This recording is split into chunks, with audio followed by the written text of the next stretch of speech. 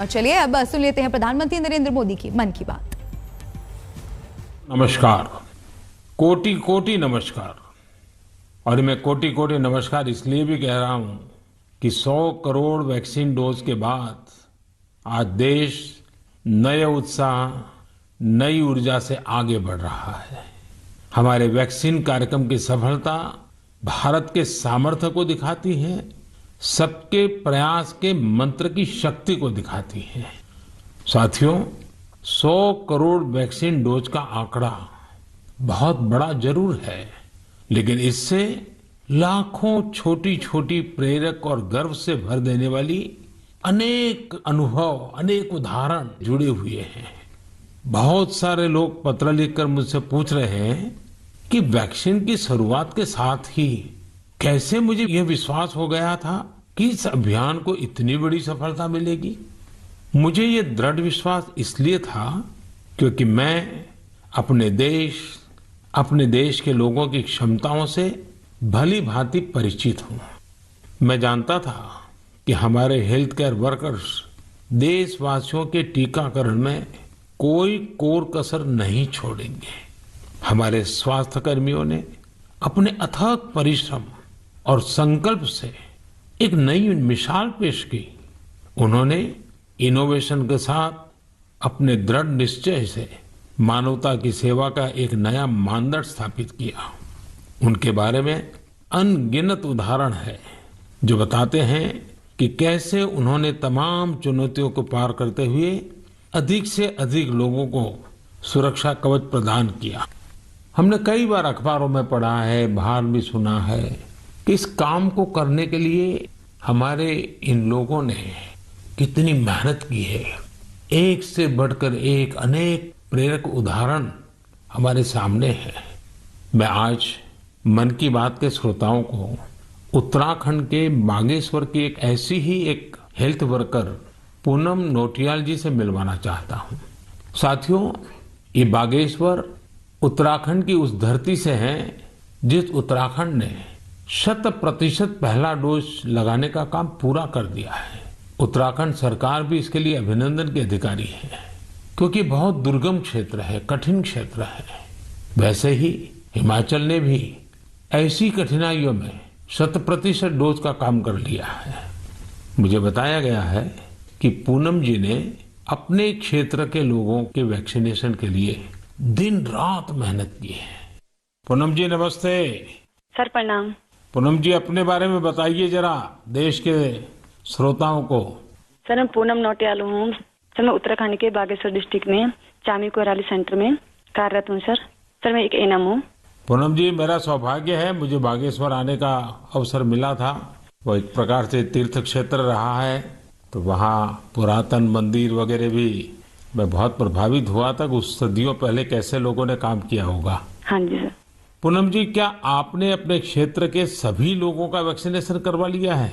हाँ जी सर, सभी लोगों का हो चुका है। आपको किसी प्रकार की दिक्कत का भी सामना करना पड़ा क्या? हाँ जी सर। सर हम लोग जैसे बारिश होती थी वहाँ पे और रोड ब्लॉक हो जाती थी सर, नदी पार करके गए हैं सर हम लोग ना।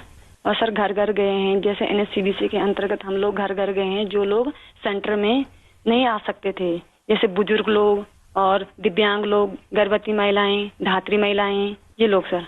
लेकिन वहाँ तो पहाड़ों पर घर भी बहुत दूर दूर होते हैं जी। तो एक दिन में कितना कर पाते थे आप? सर किलोमीटर के हिसाब 10 किलोमीटर, कभी 8 किलोमीटर। खैर, ये जो तराई में रहने वाले लोग हैं उनको ये समझ नहीं आएगा कि 8-10 किलोमीटर क्या होता है। मुझे मालूम है पहाड़ के 8-10 किलोमीटर मतलब पूरा दिन चला जाता है। हाँ जी।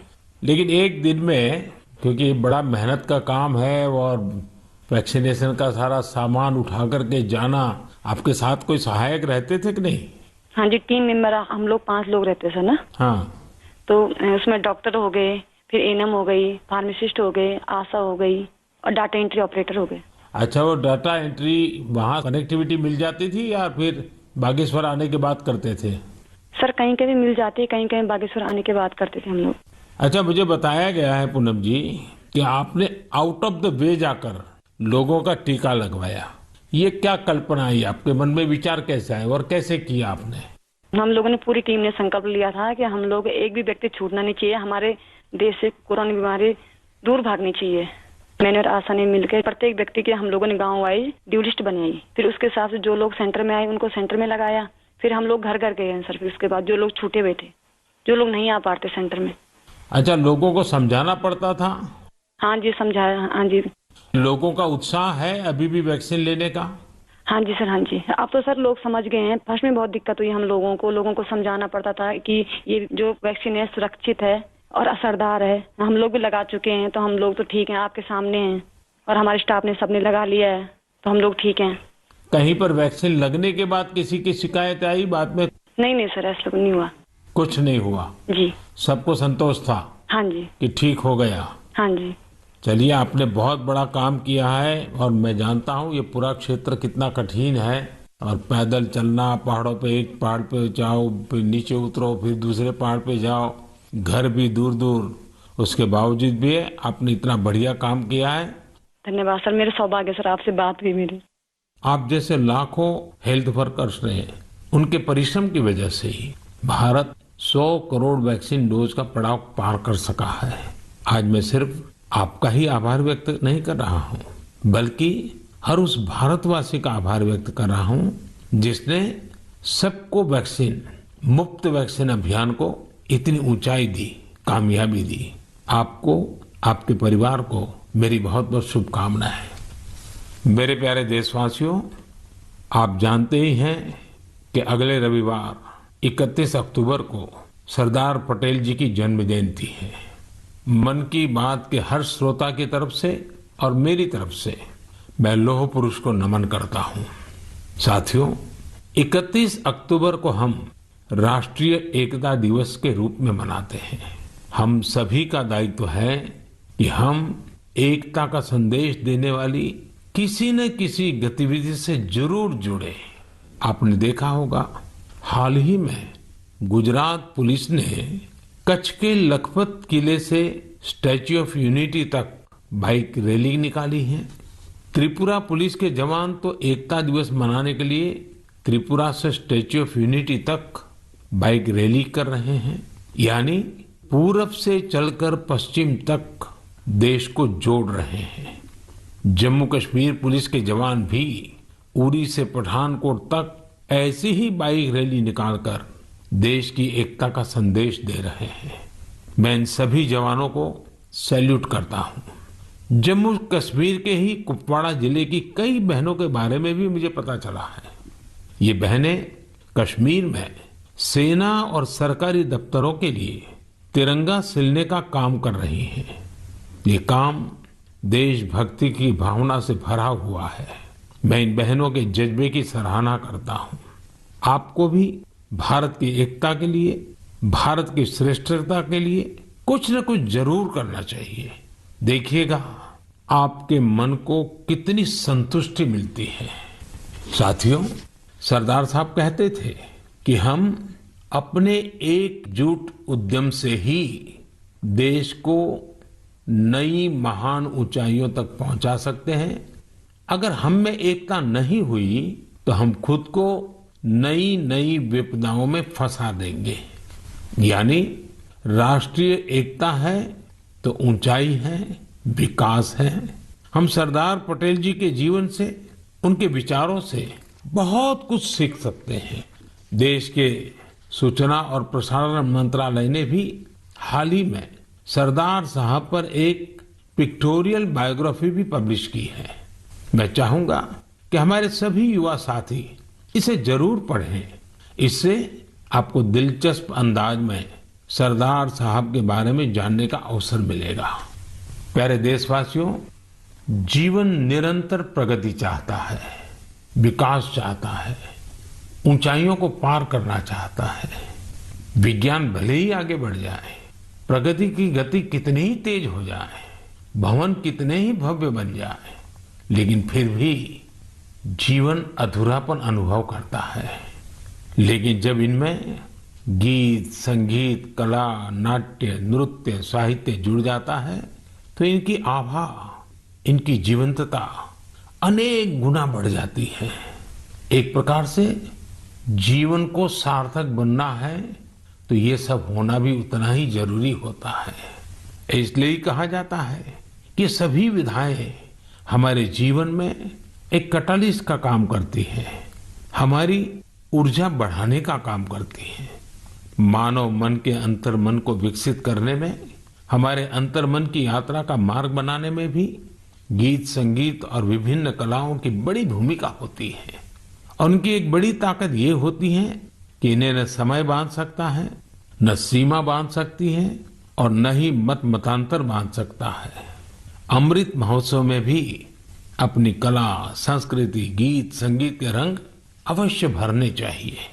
मुझे भी आपकी तरफ से अमृत महोत्सव और गीत संगीत कला की इस ताकत से जुड़े ढेरों सुझाव आ रहे हैं। ये सुझाव मेरे लिए बहुत मूल्यवान है। मैंने इन्हें संस्कृति मंत्रालय को अध्ययन के लिए भेजा था। मुझे खुशी है कि मंत्रालय ने इतने कम समय में इन सुझावों को बड़ा गंभीरता से लिया और उस पर काम भी किया।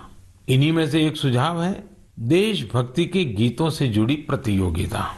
आजादी की लड़ाई में अलग अलग भाषा, बोली में देशभक्ति के गीतों और भजनों ने पूरे देश को एकजुट किया था। अब अमृतकाल में हमारे युवा देशभक्ति के ऐसे ही गीत लिखकर इस आयोजन में और ऊर्जा भर सकते हैं। देशभक्ति के गीत मातृभाषा में हो सकते हैं, राष्ट्रभाषा में हो सकते हैं और अंग्रेजी में भी लिखे जा सकते हैं। लेकिन ये जरूरी है कि रचनाएं नए भारत की नई सोच वाली हो, देश की वर्तमान सफलता से प्रेरणा लेकर भविष्य के लिए देश को संकल्पित करने वाली हो। संस्कृति मंत्रालय की तैयारी तहसील स्तर से राष्ट्रीय स्तर तक इससे जुड़ी प्रतियोगिता कराने की है। साथियों, ऐसे ही मन की बात के एक श्रोता ने सुझाव दिया है कि अमृत महोत्सव को रंगोली कला से भी जोड़ा जाना चाहिए। हमारे यहाँ रंगोली के जरिए त्योहारों में रंग भरने की परंपरा तो सदियों से है। रंगोली में देश की विविधता के दर्शन होते हैं। अलग अलग राज्यों में अलग अलग नामों से अलग अलग थीम पर रंगोली बनाई जाती है।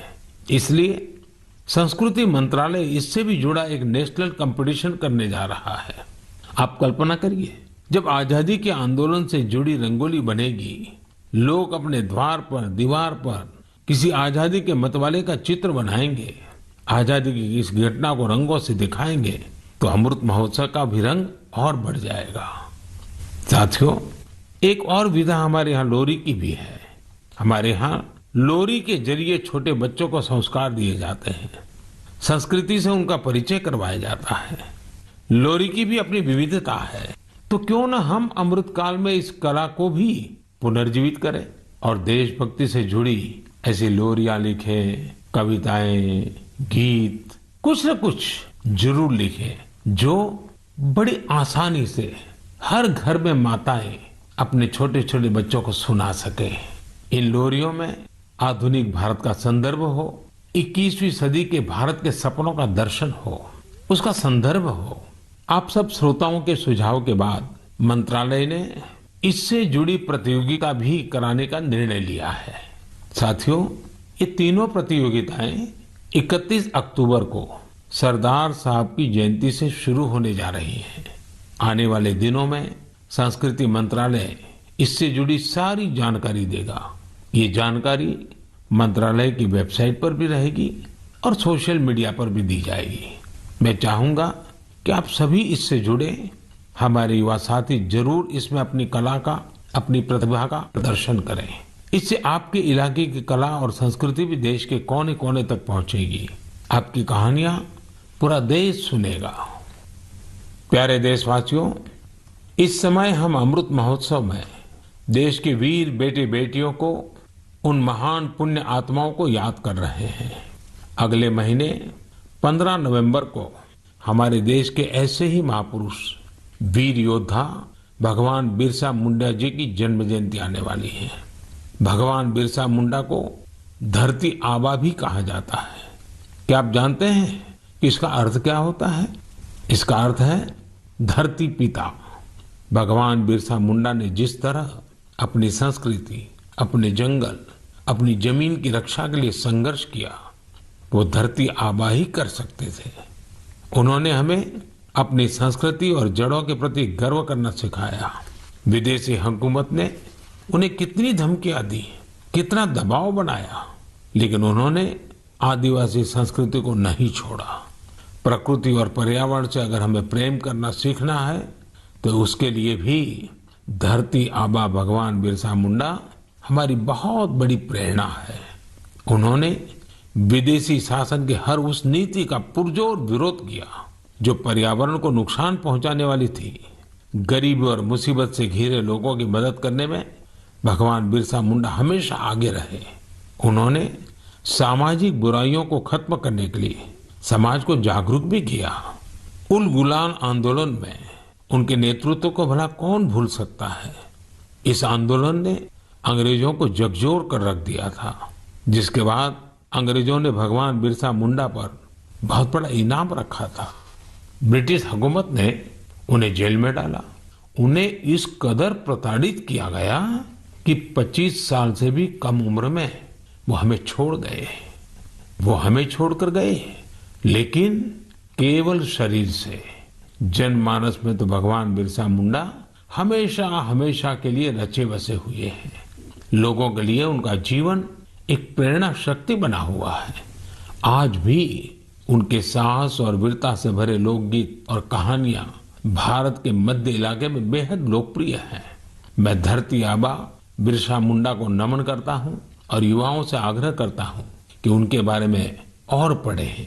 भारत के स्वतंत्रता संग्राम में हमारे आदिवासी समूह के विशिष्ट योगदान के बारे में आप जितना जानेंगे उतनी ही गौरव की अनुभूति होगी।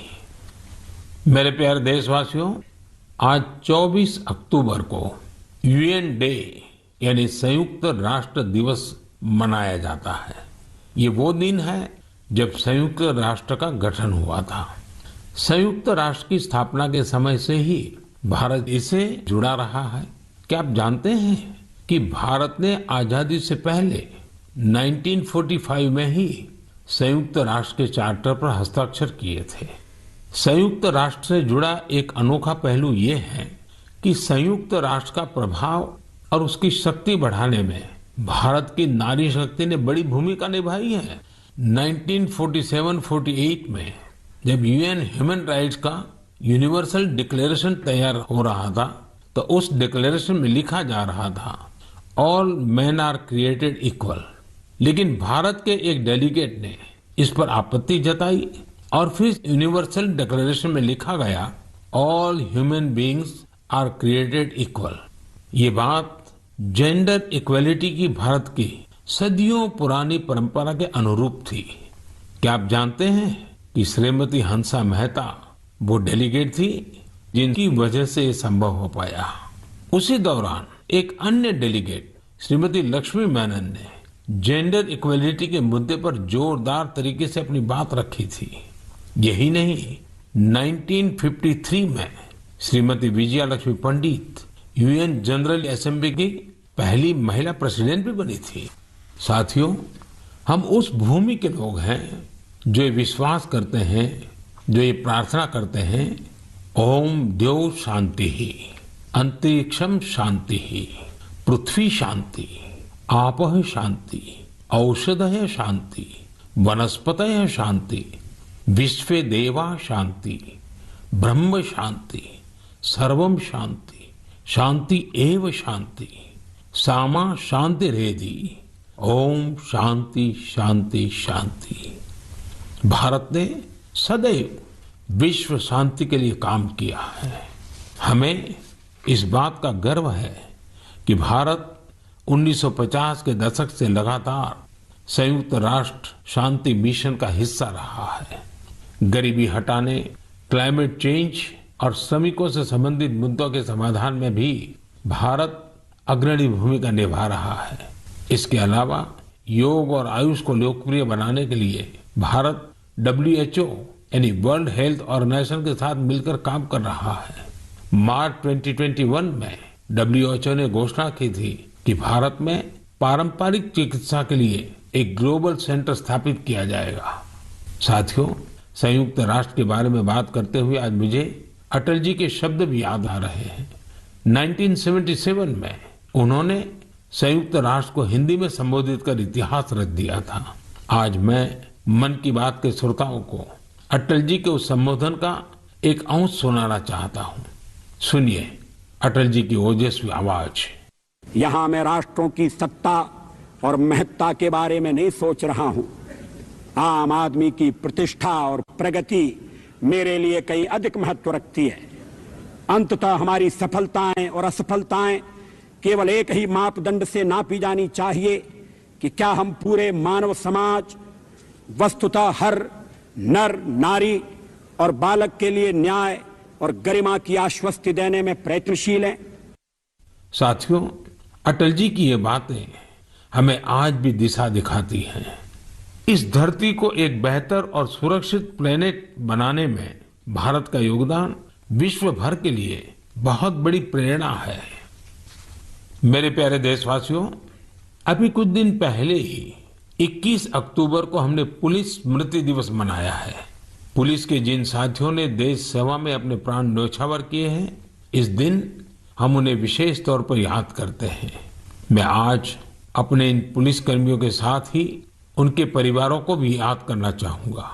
परिवार के सहयोग और त्याग के बिना पुलिस जैसी कठिन सेवा बहुत मुश्किल है। पुलिस सेवा से जुड़ी एक और बात जो मैं मन की बात के श्रोताओं को बताना चाहता हूं। पहले धारणा बन गई थी कि सेना और पुलिस जैसी सेवा केवल पुरुषों के लिए ही होती है, लेकिन आज ऐसा नहीं है। Bureau of police research and development के आंकड़े बताते हैं कि पिछले कुछ वर्षों में महिला पुलिसकर्मियों की संख्या डबल हो गई है, दोगुनी हो गई है। 2014 में जहां इनकी संख्या 1,05,000 के करीब थी, वहीं 2020 तक इसमें 2 गुने से भी ज्यादा की बढ़ोतरी हुई है और ये संख्या अब 2,15,000 तक पहुंच गई है। यहां तक कि सेंट्रल आर्म पुलिस फोर्सेस में भी पिछले 7 सालों में महिलाओं की संख्या लगभग दोगुनी हुई है। और मैं केवल संख्या की बात नहीं करता, आज देश की बेटियां कठिन से कठिन ड्यूटी भी पूरी ताकत और हौसले से कर रही हैं। उदाहरण के लिए कई बेटियां अभी सबसे कठिन मानी जाने वाली ट्रेनिंग में से एक स्पेशलाइज्ड जंगल वॉरफेयर कमांडोज की ट्रेनिंग ले रही हैं। ये हमारी कोबरा बटालियन का हिस्सा बनेगी। साथियों, आज हम एयरपोर्ट जाते हैं, मेट्रो स्टेशन जाते हैं या सरकारी दफ्तरों को देखते हैं। सीआईएसएफ की जांबाज महिलाएं हर संवेदनशील जगह की सुरक्षा करते दिखाई देती हैं। इसका सबसे सकारात्मक असर हमारे पुलिस बल के साथ साथ समाज के मनोबल पर भी पड़ रहा है। महिला सुरक्षा कर्मियों की मौजूदगी से लोगों में, विशेषकर महिलाओं में सहज ही एक विश्वास पैदा होता है। वे उनसे स्वाभाविक रूप से खुद को जुड़ा महसूस करती हैं। महिलाओं की संवेदनशीलता की वजह से भी लोग उन पर ज्यादा भरोसा करते हैं। हमारी ये महिला पुलिसकर्मी देश की लाखों और बेटियों के लिए भी रोल मॉडल बन रही है। मैं महिला पुलिसकर्मियों से अनुरोध करना चाहूंगा कि वे स्कूलों के खुलने के बाद अपने क्षेत्रों के स्कूलों में विजिट करें, वहां बच्चियों से बात करें। मुझे विश्वास है कि इस बातचीत से हमारी नई पीढ़ी को एक नई दिशा मिलेगी। यही नहीं, इससे पुलिस पर जनता का विश्वास भी बढ़ेगा। मैं आशा करता हूं कि आगे और भी ज्यादा संख्या में महिलाएं पुलिस सेवा में शामिल होगी, हमारे देश की न्यू एज पुलिसिंग को लीड करेगी। मेरे प्यारे देशवासियों, बीते कुछ वर्षों में हमारे देश में आधुनिक टेक्नोलॉजी का इस्तेमाल जिस तेजी से बढ़ा है, उस पर अक्सर मुझे मन की बात के श्रोता अपनी बातें लिखते रहते हैं। आज मैं ऐसे ही एक विषय की चर्चा आपसे करना चाहता हूं, जो हमारे देश, विशेषकर हमारे युवाओं और छोटे छोटे बच्चों तक की कल्पनाओं में छाया हुआ है। ये विषय है ड्रोन टेक्नोलॉजी का। कुछ साल पहले तक जब कहीं ड्रोन का नाम आता था तो लोगों के मन में पहला भाव क्या आता था? सेना का, हथियारों का, युद्ध का। लेकिन आज हमारे यहाँ कोई शादी बारात या फंक्शन होता है तो हम ड्रोन से फोटो और वीडियो बनाते हुए देखते हैं। ड्रोन का दायरा, उसकी ताकत सिर्फ इतने ही नहीं है, भारत दुनिया के उन पहले देशों में से है जो ड्रोन की मदद से अपने गांव में जमीन के डिजिटल रिकॉर्ड तैयार कर रहा है। भारत ड्रोन का इस्तेमाल ट्रांसपोर्टेशन के लिए करने पर बहुत व्यापक तरीके से काम कर रहा है। चाहे गांव में खेतीबाड़ी हो या घर पर सामान की डिलीवरी हो, आपातकाल में मदद पहुंचानी हो या कानून व्यवस्था की निगरानी हो, बहुत समय नहीं है जब हम देखेंगे कि ड्रोन हमारी इन सब जरूरतों के लिए तैनात होंगे। इनमें से ज्यादातर की तो शुरुआत भी हो चुकी है। जैसे कुछ दिन पहले गुजरात के भावनगर में ड्रोन के जरिए खेतों में नैनो यूरिया का छिड़काव किया गया। कोविड वैक्सीन अभियान में भी ड्रोन्स अपनी भूमिका निभा रहे हैं। इसकी एक तस्वीर हमें मणिपुर में देखने को मिली थी, जहां एक द्वीप पर ड्रोन से वैक्सीन पहुंचाई गई। तेलंगाना भी ड्रोन से वैक्सीन डिलीवरी के लिए ट्रायल्स कर चुका है। यही नहीं, अब इंफ्रास्ट्रक्चर के कई बड़े प्रोजेक्ट्स की निगरानी के लिए भी ड्रोन का इस्तेमाल हो रहा है। मैंने एक ऐसे यंग स्टूडेंट के बारे में पढ़ा है जिसने अपने ड्रोन की मदद से मछुआरों का जीवन बचाने का काम किया। साथियों, पहले इस सेक्टर में इतने नियम, कानून और प्रतिबंध लगाकर रखे गए थे कि ड्रोन की असली क्षमता का इस्तेमाल भी संभव नहीं था। जिस टेक्नोलॉजी को अवसर के तौर पर देखा जाना चाहिए था, उसे संकट के तौर पर देखा गया। अगर आपको किसी भी काम के लिए ड्रोन उड़ाना है तो लाइसेंस और परमिशन का इतना झंझट होता था कि लोग ड्रोन के नाम से ही तौबा कर लेते थे। हमने तय किया कि इस माइंडसेट को बदला जाए और नए ट्रेंड्स को अपनाया जाए। इसलिए इस साल 25 अगस्त को देश एक नई ड्रोन नीति लेकर आया। ये नीति ड्रोन से जुड़े वर्तमान और भविष्य की संभावनाओं के हिसाब से बनाई गई है। इसमें अब न बहुत सारे फॉर्म्स के चक्कर में पड़ना होगा, न ही पहले जितनी फीस देनी पड़ेगी। मुझे आपको बताते हुए खुशी हो रही है कि नई ड्रोन पॉलिसी आने के बाद कई ड्रोन स्टार्टअप्स में विदेशी और देशी निवेशकों ने निवेश किया है। कई कंपनियां मैन्युफैक्चरिंग यूनिट्स भी लगा रही हैं। आर्मी, नेवी और एयरफोर्स ने भारतीय ड्रोन कंपनियों को 500 करोड़ रुपए से ज्यादा के ऑर्डर भी दिए हैं। और ये तो अभी शुरुआत है, हमें यही नहीं रुकना है। हमें ड्रोन टेक्नोलॉजी में अग्रणी देश बनना है। इसके लिए सरकार हर संभव कदम उठा रही है। मैं देश के युवाओं से भी कहूंगा कि आप ड्रोन पॉलिसी के बाद बने अवसरों का लाभ उठाने के बारे में जरूर सोचें, आगे आएं। मेरे प्यारे देशवासियों, यूपी के मेरठ से मन की बात के एक श्रोता श्रीमती प्रभा शुक्ला ने मुझे स्वच्छता से जुड़ा एक पत्र भेजा है। उन्होंने लिखा है कि भारत में त्योहारों पर हम सभी स्वच्छता को सेलिब्रेट करते हैं।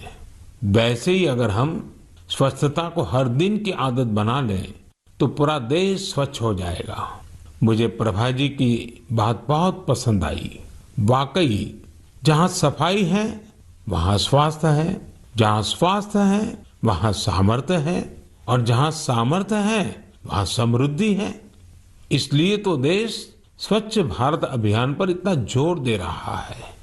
साथियों, मुझे रांची से सटे एक गांव सपारोम नया सराय, वहां के बारे में जानकर बहुत अच्छा लगा।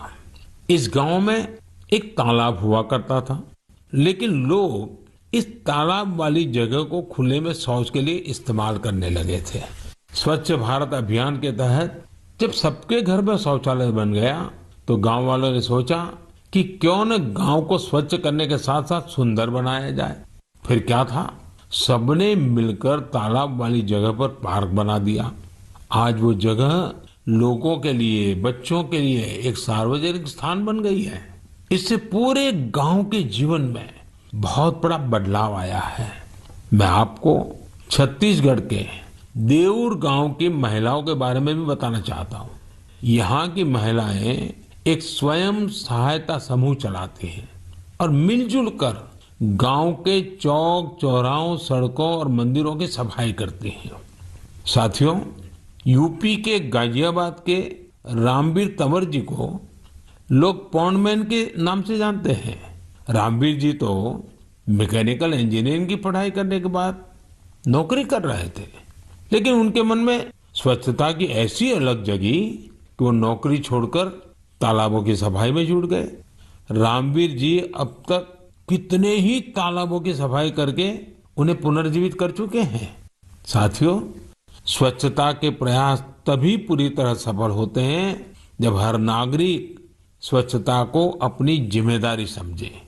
अभी दीपावली पर हम सब अपनी घर की साफ सफाई में तो जुटने ही वाले हैं, लेकिन इस दौरान हमें ध्यान रखना है कि हमारे घर के साथ हमारा आस पड़ोस भी साफ रहे।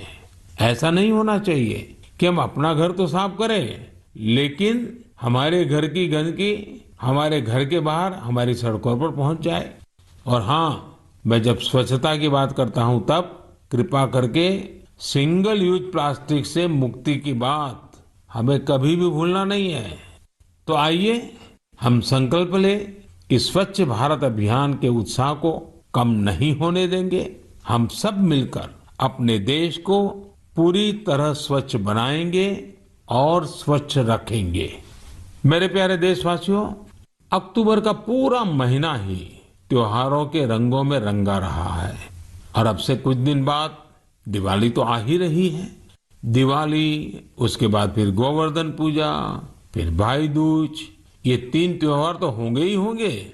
इसी दौरान छठ पूजा भी होगी। नवंबर में ही गुरु नानक देव जी की जयंती भी है। इतने त्योहार एक साथ होते हैं तो उनकी तैयारियां भी काफी पहले से शुरू हो जाती हैं। आप सब भी अभी से खरीदारी का प्लान करने लगे होंगे, लेकिन आपको याद है ना, खरीदारी मतलब वोकल फॉर लोकल। आप लोकल खरीदेंगे तो आपका त्योहार भी रोशन होगा और किसी गरीब भाई बहन, किसी कारीगर, किसी बुनकर के घर में भी रोशनी आएगी। मुझे पूरा भरोसा है जो मुहिम हम सब ने मिलकर शुरू की है, इस बार त्योहारों में और भी मजबूत होगी। आप अपने यहाँ के जो लोकल प्रोडक्ट्स खरीदें, उनके बारे में सोशल मीडिया पर शेयर भी करें, अपने साथ के लोगों को भी बताएं। अगले महीने हम फिर मिलेंगे और फिर ऐसे ही ढेर सारे विषयों पर बात करेंगे। आप सभी का बहुत बहुत धन्यवाद। नमस्कार।